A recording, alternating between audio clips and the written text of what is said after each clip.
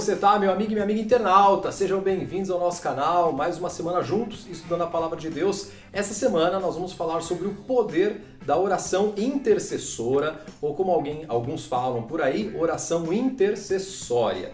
Para alguns essa palavra intercessória não existe, e sim a palavra intercessora. Mas tanto faz intercessora ou intercessória, é aquela oração que você faz em prol de alguém. Para entendermos a oração intercessora, é importante entendermos a finalidade da oração, como nós devemos orar, porque existe sim uma certa mística com relação à oração, até porque você está falando com algo ou alguém que você não vê.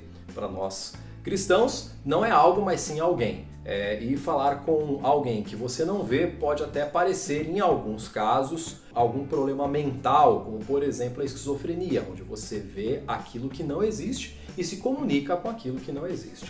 Então a oração, se for pensar em aspectos práticos, ela parece, em última instância, uma insanidade, porque é conversar com alguém que você não vê e que de forma prática não fala com você também, né? Por mais que você tenha dito assim para mim, eu ouvi a voz de Deus, ou Deus falou no meu coração, raramente você encontrará alguém que diz assim, olha, eu ouvi a voz de Deus tem essa tonalidade, ela é grave, ele fala assim, usou essas palavras.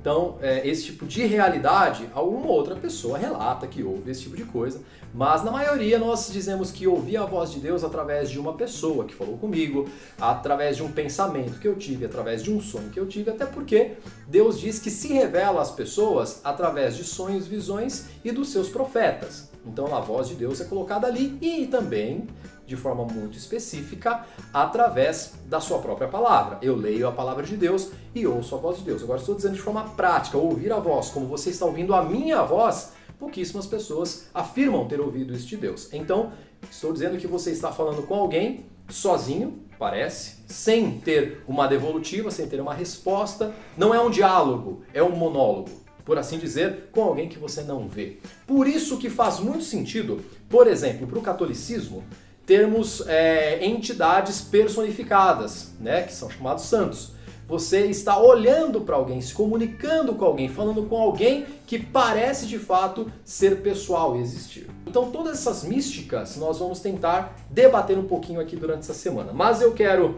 ler o texto de Tiago, capítulo 5, verso 16, que diz assim: Confessai, pois, os vossos pecados uns aos outros e orai um pelos outros para seres curados, muito pode por sua eficácia a súplica do justo. Então essa ideia de orar um pelo outro é algo bíblico, de fato é, e nós vamos entender um pouquinho mais disso essa semana, tá certo? Eu vou ficando hoje por aqui, grande abraço para você e a gente se vê amanhã.